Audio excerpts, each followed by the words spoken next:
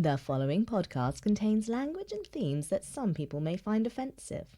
It also contains a 42-year-old man gushing. Audibly gushing. Sort it out, Alex, for fuck's sake.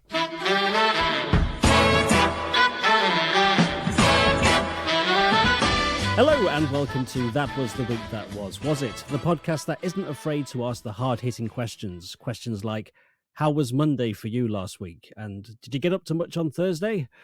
I'm Alex Sievewright, and my co-host for this exciting episode is Emi Webber. Hello, Emi, how are you? Hello, I'm good, thank you. Good. We always do this little preamble beforehand, like we haven't seen each other in an hour or 45 minutes. Since you got me my coffee. Yes, I had to go and get a coffee. It's part of her rider. Anyway, our guest for this episode is an actor, writer, and former singer, and let me just get this out of the way right now. He's also one of my comedy heroes, it's got to be said. It's Charlie Higson. Hello, Charlie Higson. Hello there, hello. How it's are lovely you, to Yes, I'm good. It's lovely to be here, and it was lovely to get that glimpse into your intimate lives at the beginning there. It really painted a picture. You've learned that she likes coffee, and that's yes. That's the best thing. Yes. She. My wife, she likes coffee. Yes. So yeah, Charlie, how are you? Are you good? I am actually. I have been good, and have annoyingly, for those people who haven't remained well, I've remained well all through these weird times, except for when I came down with a terrible, terrible cold, having not had anything wrong for over a year. Yes. But I've avoided the more serious stuff. So yes, it's good. It's good to feel good. It is, isn't it? I mean, isolation's been quite nice for me. I've quite enjoyed it, the whole... Well, I'm a writer, so I was self-isolating anyway. That's what we do. I've been stuck in this room for years now. I often wonder what it's like out there in the world. Overrated. Very overrated. So, interesting fact about you, I was reading. You've played James Bond, haven't you? I have. In a bit of... it was very meta. Very meta, yes. I mean, obviously, for those who know me well, or even don't know me at all, but occasionally look at Wikipedia, or go into bookshops, or I have children. Yes, I wrote a series of young James Bond books. Mm-hmm. I was commissioned by the Ian Fleming estate, so it was very exciting to actually sit down and be able to type the words, the name's Bond, James Bond. It's the second best thing to actually being James Bond. And then I was approached sometime after by the company that made the Miss Marple TV series. And they said, we're doing this new Miss Marple, and the way we do it now, we try and set it in some specific historical period and try, if we can, to work in an actual historical figure from the time for a bit of fun. And they said, this book is set in the Caribbean in the 1950s. And it would be quite fun for Miss Marple to meet Ian Fleming. So we thought of you, and we thought, would you like to write this episode, a Caribbean mystery? So I thought, well, that'd be very exciting. And I did. It's the only time that Miss Marple ever leaves England. And as a result, they hadn't got round to filming it because it was more expensive. And in fact, it took, I think, 2 or even 3 series before they plucked up the budget to film my one.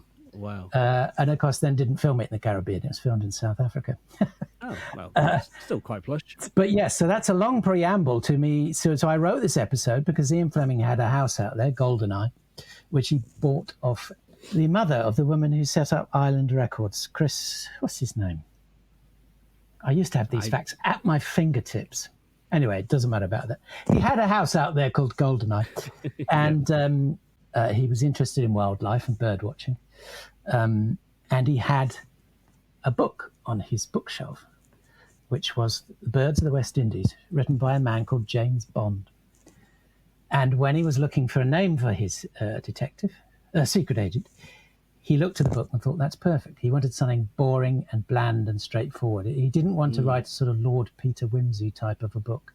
He wanted his to be kind of brutal and real. And he thought James Bond is a nice unfussy name. Yeah. So I thought, okay, I'll write Ian Fleming into the episode.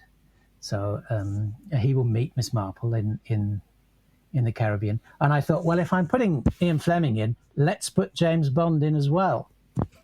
So I did. So I have them all at the hotel where Miss Marple is staying. The ornithologist, James Bond, turns up to give a talk on birds of the West Indies.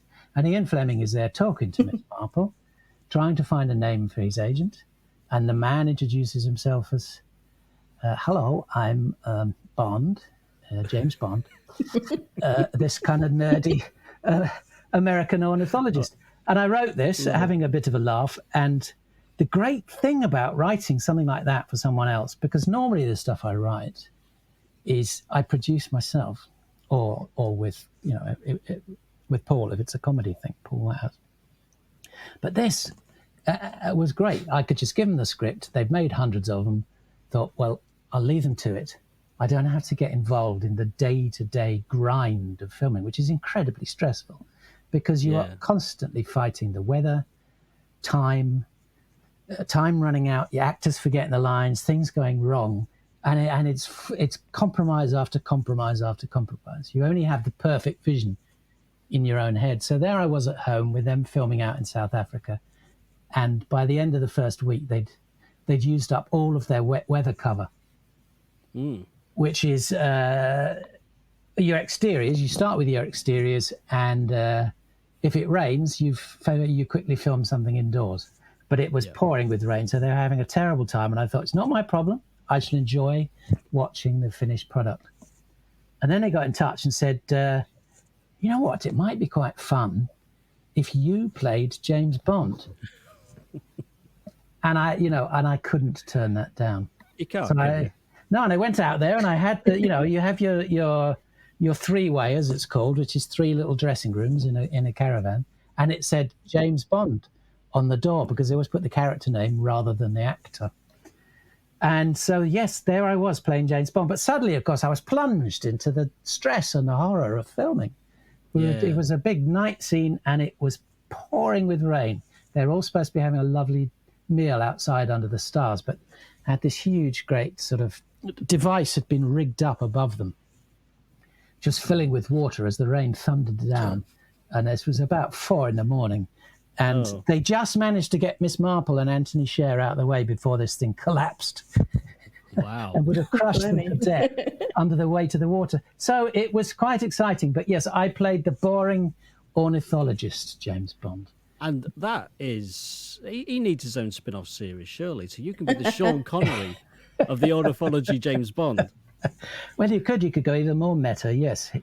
He is under the cover of being a dull American ornithologist. He's actually a British Secret Service agent who assassinating rival ornithologists. Actually, I did come up with an idea for a crime series because Robert Webb of Mitchell and Webb was playing the villain. Always in these things, they hire a comedian. They think, wouldn't it be clever if the comedian played the villain? Yeah. So whenever you see a comedian in a drama, a sort of murder mystery like that, you go, that's the villain. Yeah. They got around the problem when I did Broadchurch, actually, because they hired me, Lenny Henry, Roy Hudd, and one of the guys from Horrible Histories. So it was kind of like, which of the comedians did it? And it was none of us. Wow, what a red herring. Yes. What a spoiler. So, but there I were. We were. So there's me and Robert Webb getting slightly hysterical at 4 o'clock in the morning as everything's going wrong and rain is pouring down on everyone. And he was playing the villain, and we came up with an idea for a crime series where a traditional Agatha Christie style villain, reformed villain, and a traditional Agatha Christie style detective go on adventures around the world, and they turn up in places and there's always a murder, and it's always the murderer who's done it. Yeah. So at the end of every episode is the same. The detective saying, you promised me you weren't going to do it again. I'd watch that. Yeah, I'd watch that. I would too. So that was an extraordinarily long answer to your first question. But you know what? That's fantastic. It's, I can use that. Actually, I'm going to use that instead of the normal "we first met in 2005" thing. So yeah, we'll just skip that. So Charlie, let's get this ball rolling, shall we? How was Monday for you? Well, I was actually on holiday last week. the end Nice. of my holiday in Wales, of all Lovely. places. My wife's family have had a little cottage in Wales near Cardigan since the early 70s. And we go down there quite a lot, and usually it's cold and raining. So we'd gone down and we weren't expecting to be there very long. We took sort of hobbies to do whilst we were stuck indoors in the rain. But we had unexpectedly and very welcome glorious weather. It was very hot and sunny in that part of Wales. So we were on the beach and swimming in the sea and all these kind of things. So we stayed on longer than we were intended. So I was still there last Monday. So yes, that's what where I was and what I was doing. Lovely. I It haven't, sounds nice. it does sound very nice, yeah. I'm trying to think. I haven't actually been to Wales. Whatever. No. Ever, no. How can you not have been to Wales? That is quite bad. I don't know. I I bet you've been on holidays to all manner of countries all around the world. quite a few, yeah. Yeah. This is the problem. People in England don't know the British Isles. I mean, I've only been to Scotland once, so yeah, I mean, I went to Wales on a school trip, and my mum didn't pack any Wellington boots, and she didn't pack a coat, and I was the only kid there who, and they're saying, well, where is your coat? Where's your jumper or anything? Like, nope. And so I had to spend the whole time in this cagoule they gave me, just like, because the weather wasn't great when we were there for the week. Was it summer or winter? I can't even remember, to be honest with you. It was just Or is there a difference in Wales? It was just grey. It was grey, gloomy. I loved it. I heartily recommend that you both go back there. we will. When the sun shines, it is the best place on earth. It's very beautiful. They got some amazing beaches, and it's lovely. I mean, but of course, it's not always sunny. But we were lucky. No, that's nice. I did send a postcard home to my mum, which she still has, which just tells her my verruca's coming off. That was my news from Wales. I bet she treasured that. Did she frame it? Yeah, still got it. She kisses it. She loved that verruca. Our youngest, Sydney, when I think he was only about 8 or 9, he went on Forest School Camp. Are you aware of Forest School Camp? I'm not. It was set up, I think, in the 20s as a sort of communist alternative to the Scouts. Okay. Oh, okay. It was doing the same thing, but without the military aspects. It was all about helping each other and mutual support and cooking for each other. And it's a sort of thing that middle-class parents send their kids on, and they run wild. And he had a terrible time on the first day because the other kids do the cooking, and they had barbecued sausages, which were basically raw. So he was all alone in this tent, which leaked. We'd given him one of those useless pop-up tents. It was raining, and his guts went haywire. Oh. He couldn't get out of the tent, so he attempted to do a poo in one of his shoes. but it overflowed, and actually and then when he woke up in the morning, he discovered it wasn't one of his shoes; it was the shoe belonging to. I was about to ask what size feet have he got. To his mate, the guy he'd never met before. So he had an absolutely miserable time. And in fact, when he got back, he had this big rucksack, and he hadn't changed his clothes once in the entire time. He was still wearing the same clothes. So there was all these clean clothes in layers down through this rucksack, including this rain-sodden postcard, which luckily he hadn't managed to send. It just basically said, I am having a terrible time. This is the worst thing I've ever done. Please, can I come home? Oh, blessed. I pooed in a shoe. Yes. But he didn't get any verrucas, so that was a plus. No, the other guy probably did, though, didn't he? All sorts of infections. Didn't And actually, that trip was to Wales. One of the forest school camps is in Wales.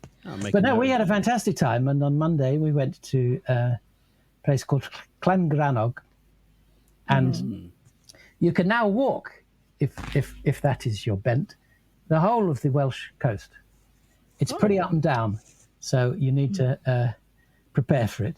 But there's a fantastic walk from Llangrannog that goes out onto this kind of headland that goes out into the sea, and it looks like something from Lord of the Rings or Game of the Thrones or something. It's called Ynys Lochtin. It's probably not pronounced it properly.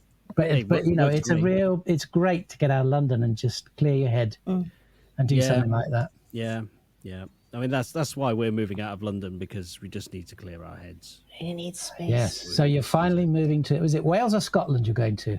We're going to Kent. As You're far going to as Kent, as far as an hour Kent. and 20 minutes away. Have you ever been to Kent before? Yep. Saw the place before we got it. So, Yeah, that was your sole previous trip to yeah. Kent. Well, no, I've actually been to Kent a fair few times. I've done a little bits and bobs for BBC Radio Kent now and again, and found my way heading back there. So it's kind of apt that I'm going back to Kent. I think that's probably, seeing as I don't do anything for BBC Radio Kent anymore. It's ironic. But, Yeah. so Monday sounded absolutely lovely, to be honest. Tuesday, what was that? Well, Tuesday we went to the beach in the morning and swam in the sea, which I hadn't been. We go to Wales quite a lot in the spring and the autumn. I hadn't been for a summer holiday there for a few years. And I'd forgotten, as you get used to swimming in the Mediterranean, what it's like trying to swim anywhere in the UK. I'm not one of these wild swimmer types or the types who get up at 6 a.m. and go swimming in Hampstead. You'd never do the Channel. God, no. No, leave that to bloody Williams. Or swimming up the blooming Thames. What was he thinking of? But no, it is absolutely bloody freezing. I bet. And, you know, there's kids there sort of running in and out. Although the thing these days, and we didn't have it when I was a boy, is everyone wears wetsuits. Yes. Oh, They're not scuba diving, but they are swimming. And it makes sense, I suppose. But, you know, in my day, we were proper men. Have you ever worn a wetsuit, Charlie? I have. I did a couple of times, including I had it once for, we were doing some, we were filming on the Fast Show. It was a sketch where the off-roaders, Simon and Lindsay, Yes. I can't remember the setup, but they've had some kind of an accident that has ended up with Simon falling into a river, presumed dead. Now, I'm just going through my Fast Show encyclopedia in my head. Well, it's basically a monologue to camera from Paul as Lindsay is sort of saying, "Sorry, Simon, mate, maybe we'll find your body." Yes. And he talks for some time, and then I rear up out of the river with an axe and embed it in his head. So Top of his head, yes. So I had a fake axe, and he had a sort of hat with a sort of polystyrene thing in it. Yeah. But basically, I had to lie on the bottom of this riverbed for quite some time, underwater, holding my breath, Jeez. before I pop up, all for the sake of a cheap laugh. Well, it's a great sketch. I remember it very well. Yeah, Paul Whitehouse asking if it looks cool, doesn't he, at the end of it? Yeah. I know Well, it's the hat, the famous hat. Yeah, the famous hat. Yeah. And we'd sort of timed it of how long I might be able to hold my breath for. And so he then timed something that he might say. And I was kind of showing off, and I stayed down there a lot longer than I thought I was going to. And he sort of slightly ran out of things to say. But I don't know if you've ever tried staying hidden on the bottom of a riverbed. No. It's really difficult because I'm too buoyant. Well, exactly. As are we all. So I was sort of clutching these rocks and my fake axe under this pretty cold riverbed. But as I say, I did have a wetsuit on. So Wow. And immortal comedy came out of it. It did, yes. And that has stayed with me for some time. Yeah, you couldn't bloody remember it. Actually, well, while we're talking about the Fast Show, just while I've got it on a slight tangent, there's a sketch that I absolutely love. So I'm wondering if I've imagined it. Is you getting ready for bed? It's Bedtime Bears. Yes, Bedtime Bears. Yes, it is there on the internet because people often tweet about it, and I can never find it, but someone always finds it for me. Yeah, I love that sketch. Yes, if you look up Bedtime Bears, I think that's what it's called. Bedtime Bears. Yeah, it was written by. We had this amazing guy called Brendan O'Casey. Because on the Fast Show, Paul and I wrote probably about 70% of it. The rest of the cast wrote mainly their own stuff, but occasionally a sketch for someone else. And then we would have sketches in from the public and from other comedy writers, whatever. You need huge amounts of material for a sketch show, which you then sort of weed down and whittle down and see what's actually you're physically capable of fitting in with your film schedule, whatever. But we had these sketches sent in by a guy called Brendan O'Casey, and they were like nothing else we'd ever seen. They were extraordinary and very sort of poetic and very beautifully described in a slightly old-fashioned manner. It turns out he is the grandson of the Irish playwright Sean O'Casey. But he lived on a farm in Devon, and he sent these amazing sketches. And Bedtime Bears was one of them, and it was beautifully described. And I tried to keep that sort of quaint, old-fashioned 1950s style that he writes in. And he wrote and he co-created with me the character of the painter. And he wrote all those amazing lines that the painter comes out with that I could never think of.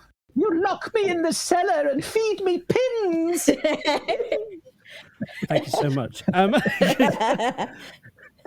My eyes are pies and yours are lies. Now that was the one line I wrote for the painter, because we'd always ask them to supply us with picnic stuff and things that I could throw around, and we had these two beautiful little pork pies, and I came up with a line just before we filmed the sketch. I thought, yes, I've just about reached Brendan O'Casey's level. And the trick for me was always seeing if I could crack Arabella. She was so good, and she was so good at keeping a straight face and just kind of I don't know how she did keeping it all in as I went bonkers, because I never really knew what I was going to do when I went bonkers. No. I mean, I did chuckle earlier when we were having technical issues. I just put this in the podcast, and Emily said to me, his screen came up, but it was just black. in my head, I went, "Yep, okay." Well, it's a nice thing about doing the fast show is it's still fondly remembered, and people, all those little things which in themselves aren't particularly funny, but you keep repeating them and people like it. There's a lot of people, if they get a sort of coughing fit, will end up going, "Oh, that's got it." Yep. Anarchos. I do it. Black triggers a lot of people. Yeah, I'm an artist, so anytime I pick up black. And so, to do something that sort of enters the public consciousness like that it's a lovely thing. It's great. It's a lovely thing. And I mentioned earlier you are one of my comedy heroes. I'm going to gush slightly here now. Because Emily can vouch for this. Every time Mickey Disco you cry laughing. I can't not cry. He loves Mickey Disco. It's ridiculous. Every appearance, I can't not weep joy. No one where he falls over. Yes, I think he does mostly. There was. That's the end of the Big Show. I think that was his first appearance. Yeah, it was on yes. Big Show. Yeah. Yes, I am a terrible ham, and I like to hog the screen. So even though my bit was over, I thought, I know what, I'm going to fall into shot right at the end. It worked. But that song that we sang in that one, yes, Sexy Baby Disco Baby Hot, was inspired, as a lot of the stuff on the Fast Show, you'd hear something or someone would say so, you think, I'd make a sketch of it. I was listening to some kind of Italian Euro pop single, and it really did sound like the backing singers were singing wanker wanker. So that's where it came from. But we really should have properly recorded Disco Baby Sexy Baby Hot. I reckon it could have been a very big hit. I want it for Eurovision. Well, I have actually toyed. I thought they wouldn't go for it though. So look, can we just put Mickey Disco in for Eurovision? That would be great. Oh, God, I'd love that so much. But yeah, that's as I say, lots of hours of joy you've given me there, not just through that, also for your work on Reeves and Mortimer as well, which has been a big influence on me. I'm just getting out of the way now, Charlie. You can spend the next 2 hours talking about how marvelous I am and reminiscing over the Fast Show. I could, but unfortunately... Because let's face it, you're not that interested in my Welsh holiday, are you? Well, I am. You see, I was going to ask you. I was going to ask you I was about going the to wet... ask if it was a sandy beach or a stony beach. Exactly. Well, they've got lots of really lovely sandy beaches, particularly all the way along Cardigan Bay, which extends for many miles. And our favourite beach that we love going to in Wales is called Munt. Oh. Because there is a little hill there, which is a sort of mini mountain, a mount, I suppose. And it's a lovely sheltered beach, very sandy, and it's got a freshwater stream comes in at the back and flows down one side of the river. So when our boys were small and we went there, we would spend all day damming the river and then watching it break the dams. And I still hanker after doing that, but I'm going to have to wait till I got grandchildren now. I can't be going over and pushing the other kids out of the way. Yeah, you just go and do it. It's fine. That's not how you build a dam, little boy. Get out of the way. No, we built some magnificent dams. Yeah. And sandcastles, and of course big holes, and burying people. You can't be a big hole. You can't be a big hole. Mm. Now we go to on holiday to Italy a lot, and nobody ever does anything like that on an Italian beach. Yeah. If you try and dig a hole, a sort of handsome young man in a t-shirt will come along and fill it in. The sort of beach attendant. Poo in it. No. That's what the Brits do. Yes. Yeah. But no, it's all very pristine and well looked after, and they don't appreciate English engineers at work. They don't like fun. That's all. Well, they do have fun. They have amazing fun. Just not in the sand. Mainly sort of standing in the sea, chatting to each other. That's what they love doing. Yeah, you know what they're doing. And they eat most amazing food whilst the British contingent get out their crisps. That's fair enough. No, that's fair enough. They do beat us on food, definitely. But what I was going to ask about wearing a wetsuit is: have you ever had to go to the toilet while wearing one? It's very niche. Well, they used to say, "Oh, you should pee in it. It keeps you warm," but you shouldn't because it fills it up with all sorts of problems. So no, have you? I'm assuming you have, or you wouldn't be teeing up this. This yes, anecdote. I have. That's my anecdote. No, it was SeaWorld at Discovery Cove. You had to wear a wetsuit when you could walk around. So sorry, what's Discovery Cove? It's like a completely manufactured paradise. Best way to describe it, I think. So it's like... Well, where is it? Florida. Ah, right. So it's like... It's very nice, but very fake. Yes. Oh, yeah. And you got sandy beaches there, all brought in from wherever. And it's like... So you've been to Florida? Mm-hmm. Yeah, oh yeah. But you've never been to Wales? No. Has it got huge, great water slides and things like that there as well? Yeah, it has. Okay, so what were you doing in a wetsuit? Because presumably it was hot.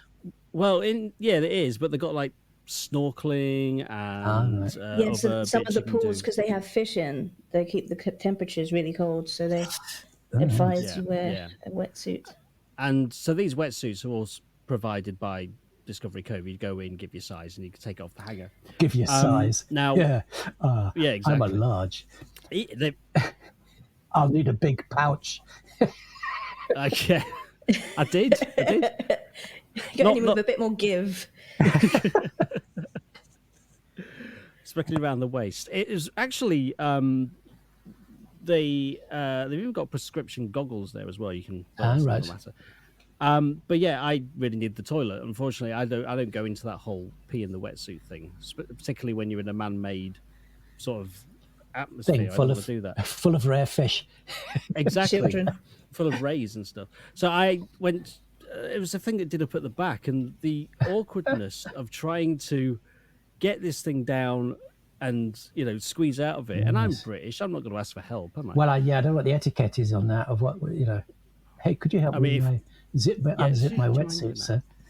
No, it's stupid. But yeah, it's just. So it's not a very good story, but it happened to me. How long did it take? About a good 5 minutes, I would think, to get out Wow. of it.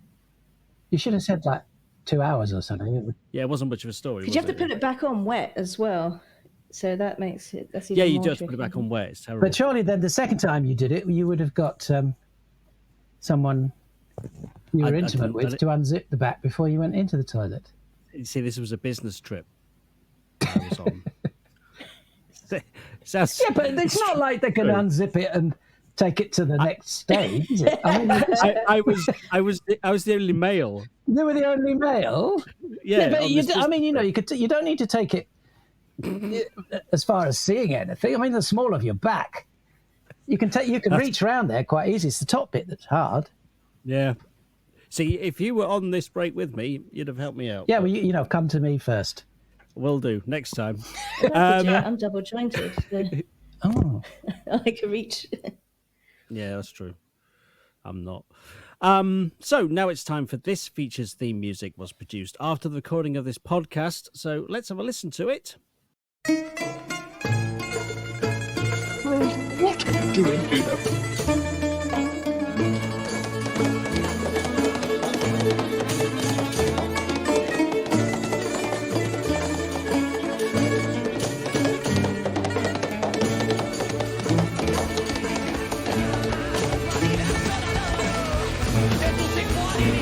First Taylor having to take a lot for breakfast.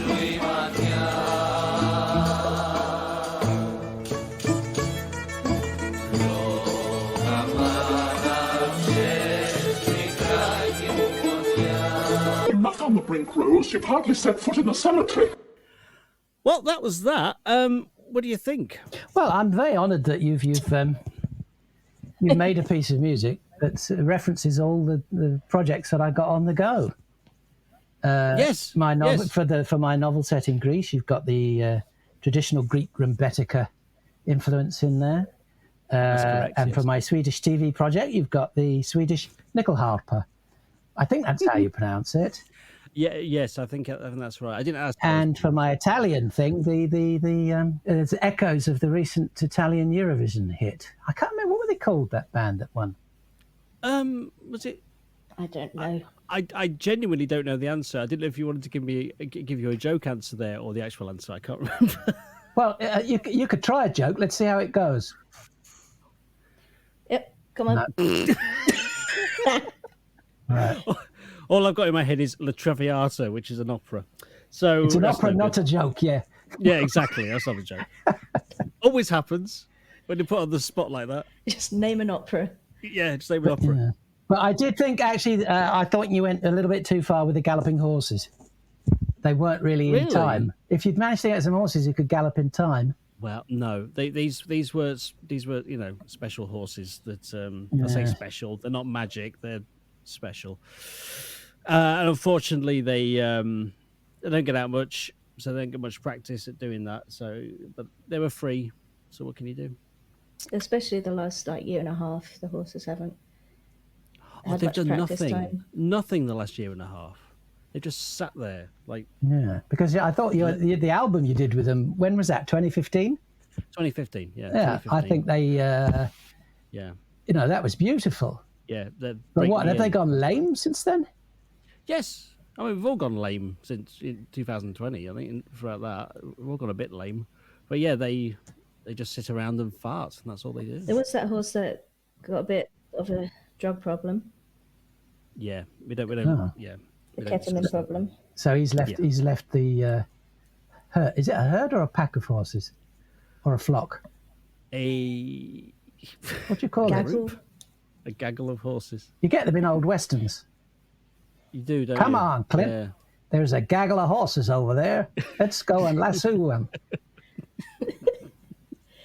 Five. Yeehaw. There's 5. Yeah, I love that collective term thing for animals. I think that's amazing.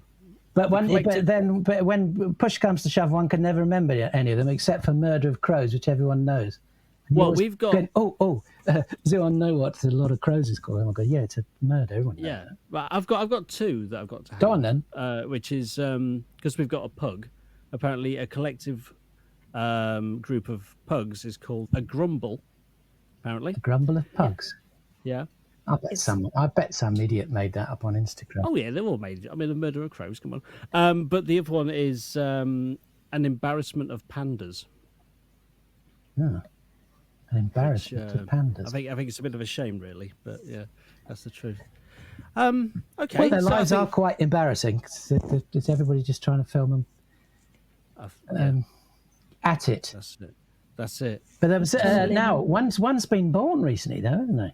I believe in Scotland. Is it Scotland? That's right. I think it might be Scotland. Yeah, I've seen the videos. Yeah, it's tiny. Tiny hamster. Not a hamster, panda.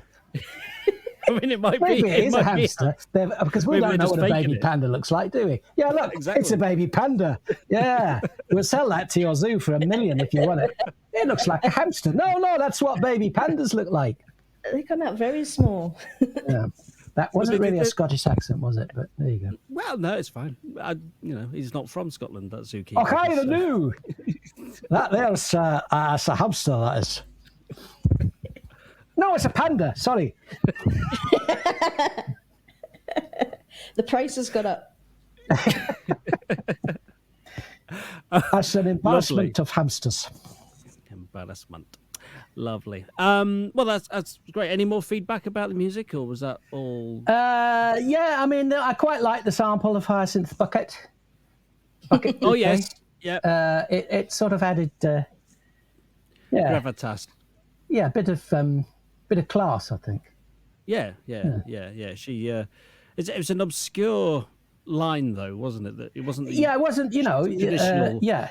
It was a very random line. Yeah. And and actually, the first time I hearing it, I wasn't actually sure if it was her, and I thought maybe that's from something else. So it sounded a little bit manly. Yeah, she did. But I tweaked her voice ever so slightly. Clever. Manly, so, Only you could have tweaked the horses. Just to throw you off a scent. So that's great. I will look forward to. I mean, I'm glad you enjoyed it. Should I say? So I look forward to trying to put that together. Don't ruin the magic.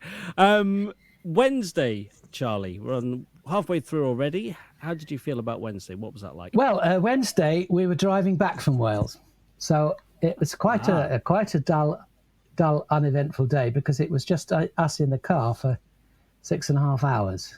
That's quite long, isn't it? Really? Well, it's a long way to West Wales, and if you get any traffic, you can get badly stuck, and we did get some. But what I always think when I'm driving, because I'm with my wife, and we've obviously spent many years together and had many car trips together, is in films and TV they'll often put people having dialogue in cars. It's kind of like, well, rather than just sit at the kitchen table, they can be in a car and have a conversation. And in these things, it's backwards and forth, a lot of dialogue. But, our conversation in this 6.5 hours from starting in Cardigan and ending up batting in London, if you'd edited it all together, it would have been probably about 2 or 3 minutes. Yeah. But, you can do that. You'll someone will say something and you'll drive for a couple of miles and then someone else will say, yeah. I'd forgotten about that, yeah. He was there with us. And the miles will go past. Yeah. And so it's even in the boring, mundane things like having a conversation in a car that life does not.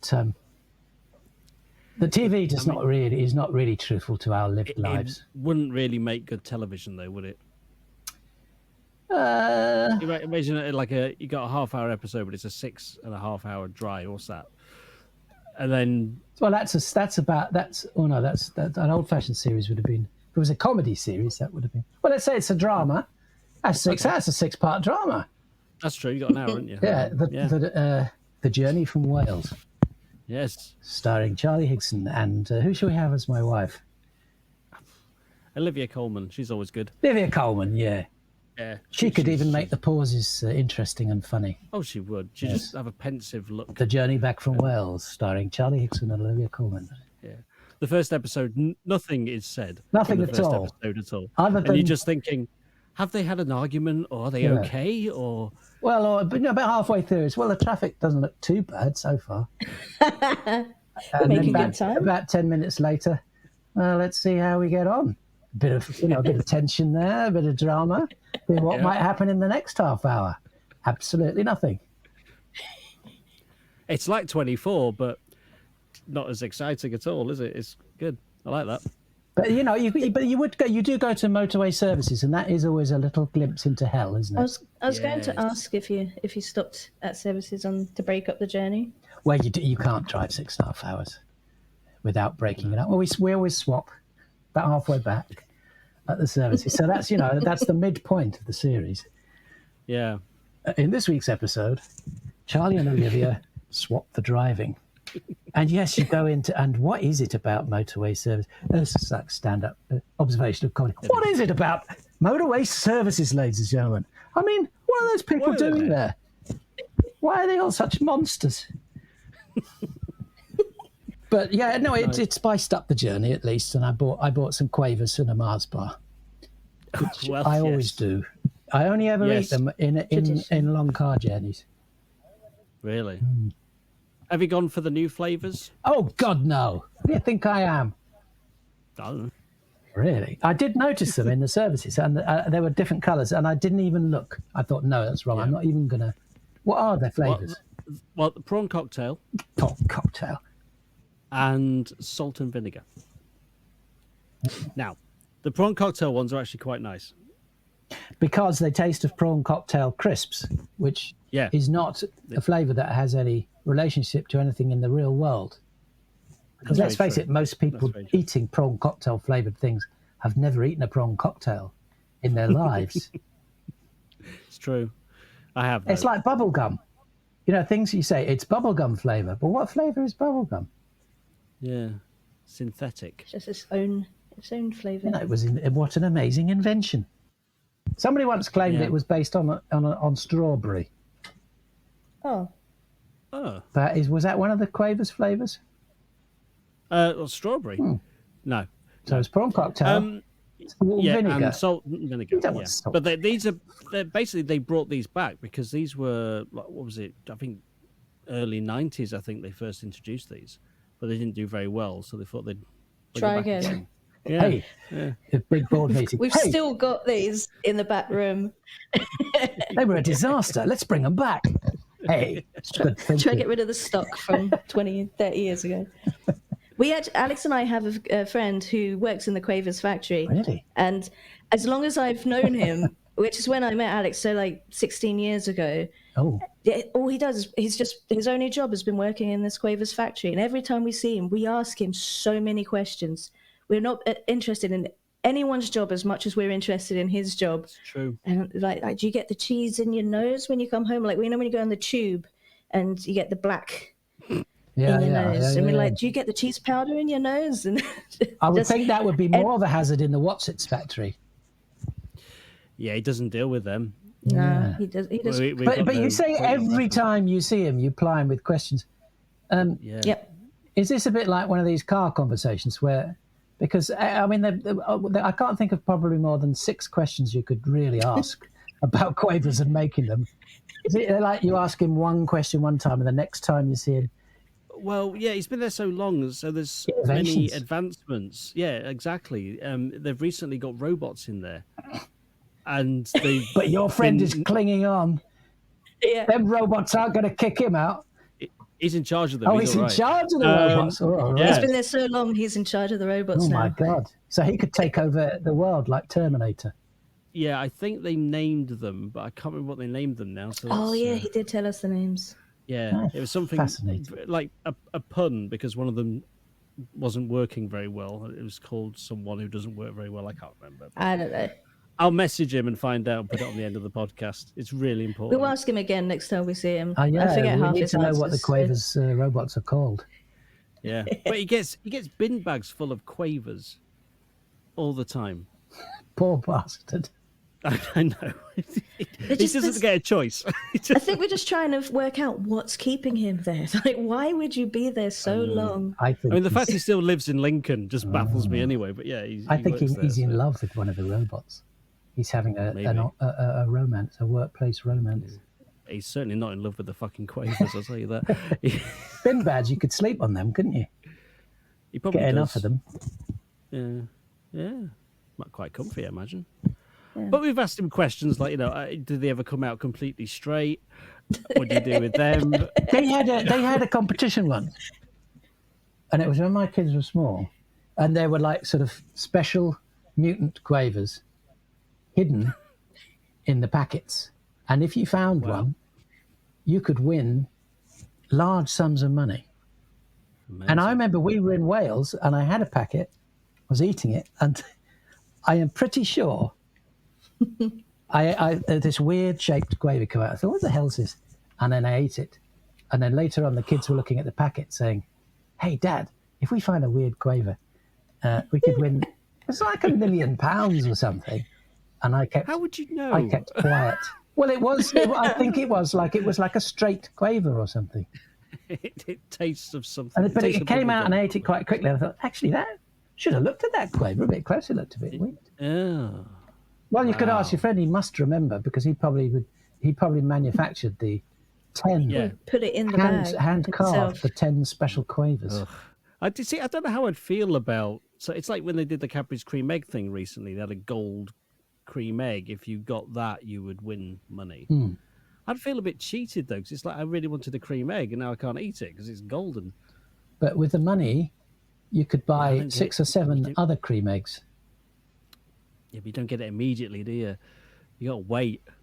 Well, So, yeah, well, then go back into the shop. They're not that expensive, are they? The last of your pennies, like Charlie Bucket. On it. I didn't actually want to win. No, Milo, they go out of season though by the time I got my money in, Do they still go out of season? What? Cream eggs? Cream eggs. Yeah, they'll try and sell them pretty all much. year round now. Yeah. If they can. Oh, I don't know. See, if my friend worked at Cadbury, I'd be able to ask him that. But... What day are we on? We are on. We're stuck in the motorway. Wednesday was yes. coming back 6.5 hours with Olivia Colman. In a. That doesn't sound so bad. It doesn't actually. Sounds quite good. I don't want to get more chat out of it though, if I'm honest. 3 minutes. We could talk about sat-nav. Hey, what is it with sat-nav, ladies and gentlemen? Hasn't Waze got a bit pedantic lately? Say you should go this way. Oh, is it smart motorways? Oh, yeah, they're not that smart. The variable speed limit. Yeah. So you got back home. That was Wednesday. Thursday. Yeah, you jumped to a conclusion there. Oh, okay. You didn't get back home on Wednesday then? No, we could have been captured and kidnapped and flown to another country and held. Yeah, we got back home. I was going to say, to be honest though, 6.5 hours, it depends what time you left. So you might have got back Thursday morning early. No, we did. As I say, my week was not that exciting. We got home and went to bed.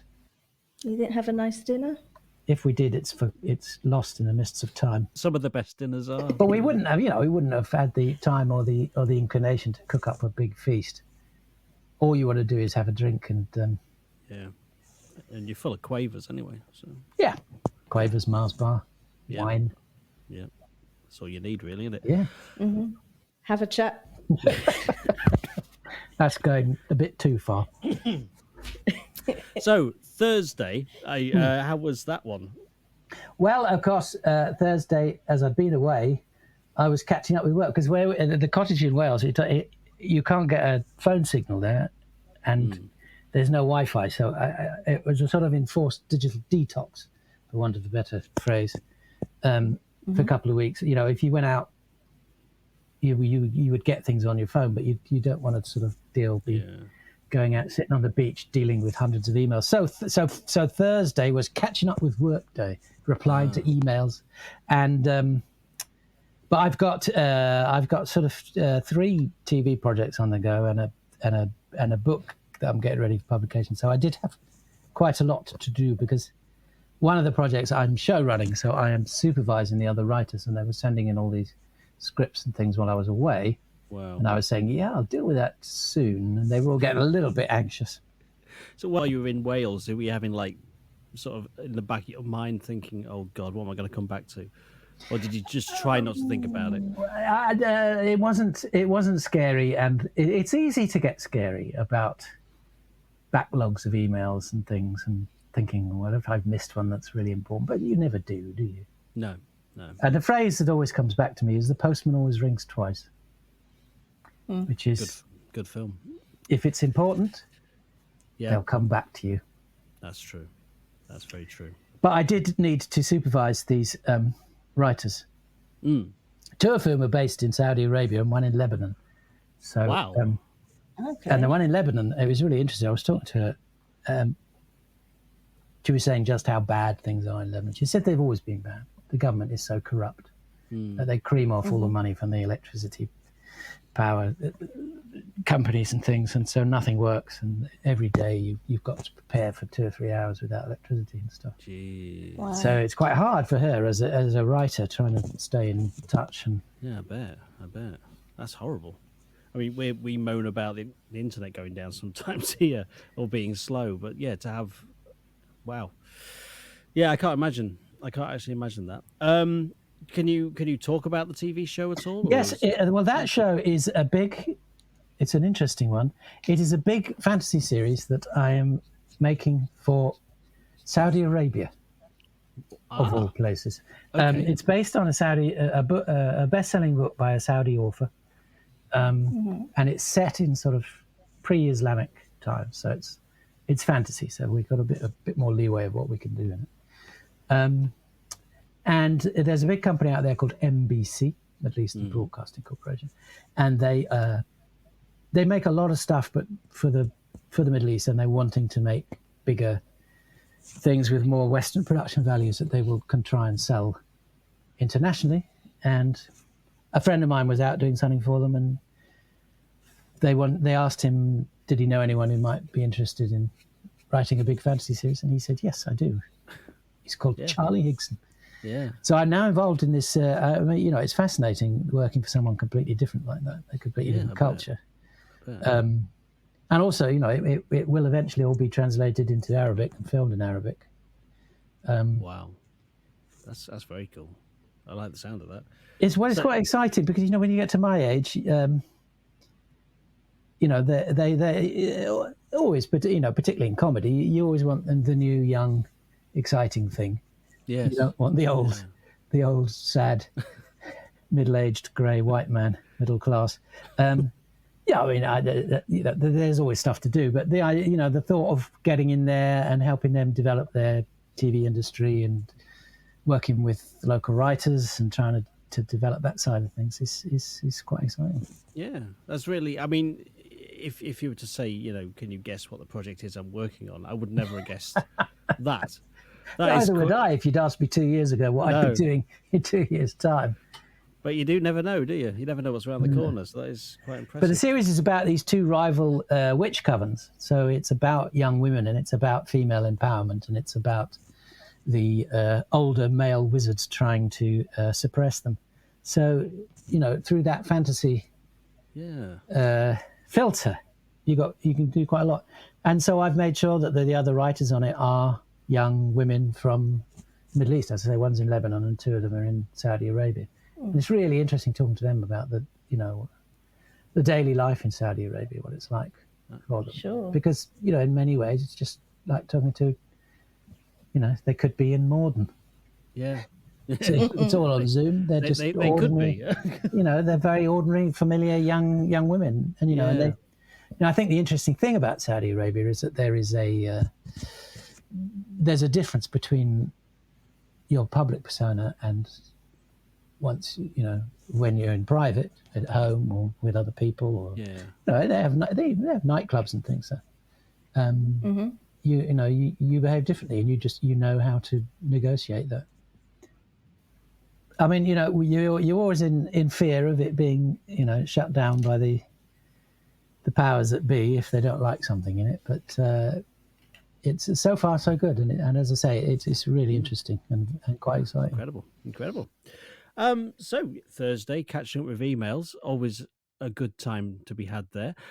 Friday, what was that like? I had lunch with my editor. Right. Which was nice. Hey. People talk about, the old days of publishing have gone, lunches with editors and things, but no, it does still happen, and it's always very nice. Catch up.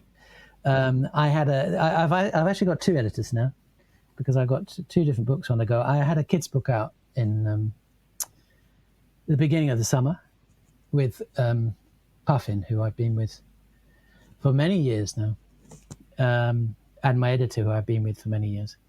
So it was really nice seeing her catching up, talking about the world of books. I mean, it's when you've talked to someone on the inside about how the business is working and how sales are doing, it's always an eye opener. Imagine. I attempted during lockdown to dip my toe into writing a book. You didn't use a computer? No, I used my toe. You were writing with that's your toe. Right. That's a schoolboy I got error. about 4 chapters in, and my toenail came off, and I was like, "Nah, this is not worth it, really." Was this fiction, comedy? What was it? It's a comedy thing. There's a character I used to do for John Holmes on Radio Kent, who was called Jeff, and he lived in Headcorn. But basically, if there was a topic, I'd call in, and regardless of whatever the topic was, I had a business that was about that topic. So if there was an airport story, I was building an airport in my back garden in Headcorn, that kind of thing. So essentially the book was going to be How to Do Business Good by Jeff from Headcorn. And it was basically listing every single business that I talked about on Radio Kent over the last 3 years. It used to be on Talk Radio as well, so it was a bit of a list. And just listing every single business and why it went under and what I would have done differently. But I just lost interest. It's so hard. It was so hard for me to maintain my interest in it. And well, the problem with doing a book of that nature is you've got no spine, you've got no narrative to give you that energy to pull you through. It's just it's a collection. You're down to thinking, right, I've got to write another bit now. It's got to be really funny and stand up in its own right. That is tough to do. I've found out. I mean, this is why I love writing genre fiction, because you've always got that engine there. Yes. Yeah. So, if it's a thriller, you've got your action story. If it's horror, you've got your horror. If it's, even with comedy, you build on it and work your way through it. So I love writing and reading genre fiction for that very reason, because otherwise I just fall asleep. Yeah. That's it. I mean, I may go back to it. I don't know, but at the 4 chapters, so that was 4 businesses. It might have been 6 chapters, actually. 5 businesses. How many chapters did he actually write, Emi? I forgot he did it. when he mentioned it, and I'm like, this is news to me, but I won't embarrass him in front of Charlie Higson. Well, this was a thing, in lockdown, at the start of lockdown, there was all that talk of, well, we're all going to do amazing things. I'm finally going to write that novel. I mean, sadly, I think a lot of people did finally write that novel. We don't need any more. I'm going to learn a language. But actually, when it started, nobody could concentrate on anything. No, it was just... And even reading books was hard. Yeah, it was chaos. There was a low-lying anxiety of not knowing where things were going. But then as the year went on, by the time we hit late summer, I was bored and restless. And so that it was then I actually sat down and wrote this. I've written an adult crime book. I wrote 4 adult crime books in the early 90s. And my editor at the time would keep getting in touch, saying, "You got a new one on the go, Charlie?" No, it's this TV's taking over. And, it was the time of the Fast Show and Harry Enfield and all that, and Vic Reeves. So 25 years later, we get to lockdown, and I thought, I think I've got an idea for a new adult crime book. So I got in touch with him and said, are you still interested? And luckily he said yes. So I wrote it, and that is set in Corfu. Nice. It's a we nice... went to Corfu. Yes, we did. When? Sorry. You see, you've been to Corfu, you've been to Florida, but no, not Wales. I got second-degree burns in Corfu. From the sun, or were you sliding down a rope? It was... No. From the sun. I fell for the cloud cover. I thought, oh no, I'll be fine. No, second-degree burns the day before flying back. So. Oh, at least it wasn't your first day. Yeah, that would have been pretty Yeah, awful. it was a hard old time. By the end of it, it really was. It really was. Well, my kids' book that was out earlier in the year is called Worst Holiday Ever. Ah, And it's a comedy book for kids about a little boy who goes on holiday with a friend's family.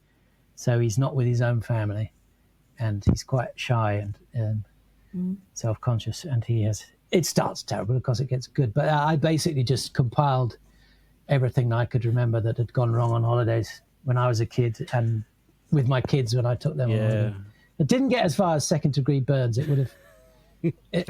There's kind of there's no way you can go from that, is there? You just have to. it's not really a joyful ending. Is it? It sort of puts a halt to any form of activity. Yes, it did. I mean, it was hard enough getting on the plane and getting the seatbelt and all the rest of it on. Yeah, No, it couldn't move, and back at work was awful. I was just leaking. Oh. It was disgusting. it was grim. It was grim. But Corfu was nice. Yeah, lovely place. Very hot. So the books, do you have an estimated when you're going to get them released, or are you still in the middle of promotion? Well, the kids' one was out at the beginning of the summer. Yeah. It was actually supposed to be out at the beginning of summer 2020. And we were all ready to go. And then reports started coming in, this disease, and it was particularly bad in Italy. And the kid in the book goes on holiday to Italy. I was thinking, well, that's not so great. And then it was like, I don't think kids this year are going to get any summer holidays. So you think bringing out a book about a summer holiday is not great. And then kids aren't at school at all. Yeah. So that was it. Yeah. No, I spoke to my editor at the time. They said they tried to persevere. They brought out a couple of new books and they might as well have just dropped them down a very deep well. Nobody was interested in new stuff. People wanted classics and comfort reading. And also, if kids aren't at school, you can't publish books for kids because they don't know about it. Unless they're at school and talking to each other and the teachers, librarians, whatever, are encouraging them. And, as a writer, you go and do schools visits and talk. But without them being at school, it's very hard selling books to kids. I can imagine. Because you can't really advertise to them because they don't look at any. I remember when I was at school, they had a like a monthly pamphlet thing where you could just had like a catalogue full of children's books, and you could order one and you get it. You tick the ones you want. Tick the ones you want. You get it from the school, and there are still some schemes like that. Some publishers sort of do book fairs where they go into schools and flog stuff, but obviously, as with all education, and with cuts under the present administration, and their lack of interest in actual education, as opposed to pretend education. Yeah. It's tricky, and the teachers and the librarians in schools do an amazing job, and in very difficult circumstances. Of course. Yeah, because I've done hundreds and hundreds of school visits. I've talked to thousands and thousands of kids, and you can really tell the difference in a school if you go into a school where the library is at the heart of the school. Yeah, and books and reading and that kind of culture is an important thing. Yeah, there's the schools are just different. That's true. That's true. That's true. I kind of miss those days. I read a lot more when I was at school. What, being a child? Yeah, just in general, being a child. Yeah, not this 42-year-old. Well, were you at school before? Yeah, presumably before the big rise of screens and phones. Yeah, I was definitely. Yeah, definitely. I finished school in '95. So yeah.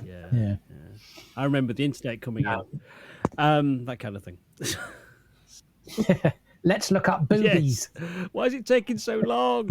But my other book, just to finish the question, the crime book is out in January. Ah, good. It's called Whatever Gets You Through the Night. Nice title, like that. So we're at the weekend now. What the devil happened there? Not a lot. Same as mine then. It was. We had a bit of sun, so I had a barbecue. Lovely. I do like barbecues. Nice. I like eating outdoors. I like doing everything outdoors we can. I do like the summer. It's great because you can get up and you only need to put on 3 items of clothing. You can get dressed in about 20 seconds. A T-shirt, pants and shorts. Yes. That's all you need. And, if you can eat outside, cook outside, brilliant. So, Yep. but it's not always great weather, so I always cook far too much. I'm glad you said you went with t-shirt, pants, and shorts, not two socks. T-shirt, Two socks. left sock, right sock. Yeah. It's the summer. Bit of fresh Just air. call me Winnie the Pooh. I'm fine. But my toes are a bit unsightly, so I will keep the socks on. Yeah, but Emi, you're a big fan of barbecues and the whole eating outdoor thing. Yes, yep. Yeah, I saw your eyes. I would light have up there. every meal as a barbecue if Yeah. I could. Do you have a signature dish? I made some. We went glamping recently, and I made an amazing lamb, which I marinated for a couple of nights, and I just What weaned this cut was glaze it? for it. Was it a fillet think it or was was it on the bone or? No, it was fillet. I think it was neck or something. But it was so good. Lamb is. I'll do that again. Lamb is the perfect meat to do on a barbecue. It's not too expensive. You can burn it on the outside. It doesn't matter. It stays tender in the middle. Even if it's overcooked on a barbecue, it comes out all right. So yes. So I try to avoid doing. Say if I have guests over, I try to avoid doing burgers and hot dogs because they're done, and the bread's all filling, and there's just better meats you can make. I know it's a complete waste doing a burger on a barbecue and a hot dog, for goodness sake. Yeah. You can eat them cold. Yep. But you need a good bit of meat. Yes. Oh, I'm sorry I missed out on that trip of yours. It sounds great. It was a good experience. I think about it regularly. Good lamb. Yeah. Well, one of my favorite all-time dishes is the Greek gyros, as I believe is the correct pronunciation, which is a form, which is, and they're getting more common here now. I mean, it's essentially it's a kebab, but it's in a very soft, spongy bread. You get the lamb, and you get like a yogurt sauce, chili sauce, and chips, all wrapped up in this thing. And I went to Greece as a teenager, and I got them then, and I will always try and sniff them out if I'm over there. But there are now places over here you get it, but it's not the same as being on a beach. And a guy's got these hot coals in the taverna. He's grilling the chunks of lamb. You've got a nice cold beer, and the sun is sparkling on the ocean, and then out comes your gyros. Now that for me is absolute paradise. That sounds good. I haven't ever ordered them because I didn't know how to pronounce them, and I knew that the way I read it is not right. Well, I think if you did say gyros, people would because that must be what most people call them. Yeah. So I'm sure they would happily serve you one. They're not going to stand there saying, "I don't know what you're talking about. What? We don't serve this." No, maybe you need the shop down the road. Oh, I'm really hungry now. That's not fair. So that was the weekend. Was it a bit of barbecue, bit of gardening, catch up with the kids, which was nice. I mean, as I said before, lockdown for me hasn't been a great hardship because I sit in this little room and I write. That's pretty much what my life is. And I've been able to carry on doing that. But for my three boys, who are all in their 20s, it's much tougher. At a time of life, it's hard for them. And my second son, Jim, is is a singer in a band called Koala. And last year they were teed up. It was going to be their big year. They had a big British tour, a European tour. They were going to do all the festivals. They did Glastonbury for the first time. And of course, none of it happened. But now, finally, a year and a half later, starting to do gigs. So he'd just done three festivals. He did Latitude and Boardmasters and something in Lincoln, I can't remember. And he was just so happy they'd enjoyed it so much. Yeah. And he said the crowds were just amazing because the crowds just wanted to be starved of it, enjoying it. And so he came over for the barbecue. So it was great to catch up with him and to see him properly happy. I mean, they kept busy. They were recording and they've done lots of social media and stuff, but it's not the same as playing. No, it's when you gear yourself up for a big like a big tour or something like that. Imagine just it's bad enough, not being able to go out and see your friends or anything like that. But when you can't do a gig or something, that's what's going to power you on. Yes, Yeah, so and huge opportunities will end Yeah. up. And yeah, I mean, and music, it's a young person's game. Mm. The likes of Billie Eilish, she's only 19. She's been going for 4 She's years. only And already 19? people are starting to say, I did not yeah. know that. Wow. People start to say, I'm a bit bored of her now. You've got a small window of opportunity to really hit as a sort of good-looking young person with your band. This is us. I mean, the only consolation is that every single band in the world was in the same position. It's true. yeah, And it's not just music, obviously. So it's most jobs. Yeah. So many just were put on hold. Life went on hold. Yeah.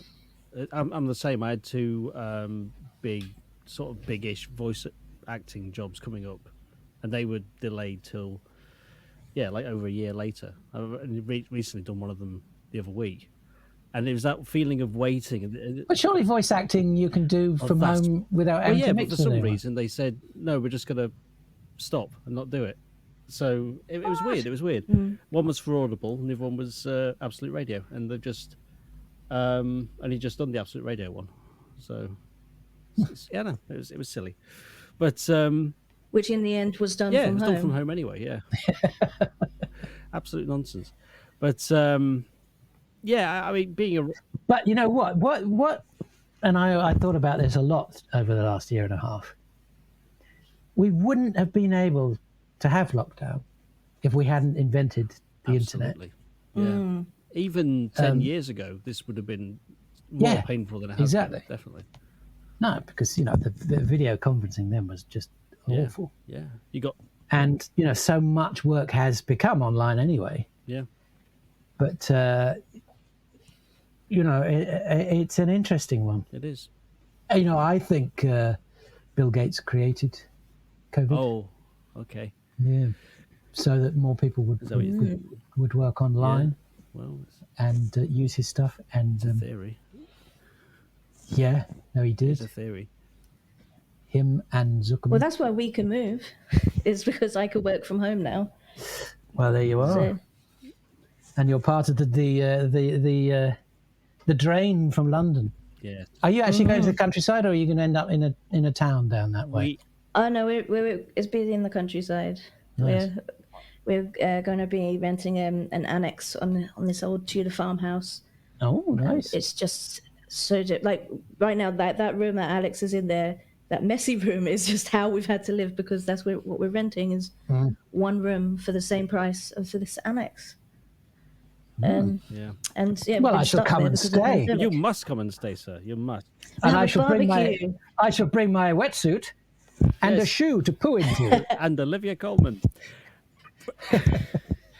We'll drive down on the way and have a fascinating conversation. Well, it's only about an hour and a half away. Well, I can make the barbecue lamb, and we can stand there in our You t-shirts do and the socks. barbecue lamb, I'll be there straight away. Wonderful, wonderful. So, Charlie, that was your week. How would you rate it on a scale of up to whatever? Well, perhaps. Yeah. No, I was thinking that as well, actually. It was very perhaps week, but a good one. No, it was a good week. It was a good week because I did manage, we did manage to get away to Wales, so that was nice. It was nice to go into town and see my publisher, and it was lovely to have a barbecue. It's the small things in life are really what It gives life sounds like a pleasure. lovely week. Yeah, it was. does. Even the 6.5 hour drive was okay. We chatted away. Enjoyed the quiet. Did you see any cows? Ooh, cow. A lot of cows in Wales. Fewer once we came over the Severn Bridge. That's when you know you're near a home, when the cows disappear. So is there anything else you'd like to plug while we've got you? I think I've pretty much covered everything. I think you did it throughout the episode, which is quite impressive. Yeah, that was seamless. It was good. Well, thank you so much, Charlie Higson. As I say, Well, no, I'm glad you enjoyed it because I had a thoroughly miserable time. oh, good. All our... talking about myself. I so hate to talk about myself. I'd much rather find out about you guys, whoever you are. We could get our friend who works in the Quaver factory to talk to you. Yes, and I need to find out what his robots are called. I should get him on as a guest. Oh yes. Yeah, you should. That would be you get probably more hits on that one. Answering all those Quavers questions. Yes. We've had another question come in. But yeah, thank you so much, Charlie, for doing this. It's been lovely talking to you, like I say. Anything to add, Emi? No, I have nothing to add, as ever. Good. Well, my thanks to Emi Webber. Thanks again to Charlie Higson. I've been Alex Sievewright, and that was the week that was it? Goodbye. Bye-bye.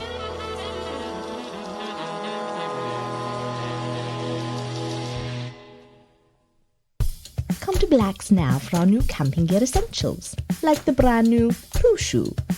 On a camping trip you didn't want to be on and you've eaten undercooked sausages? Golly, well, just empty your bowels into this convenient shoe.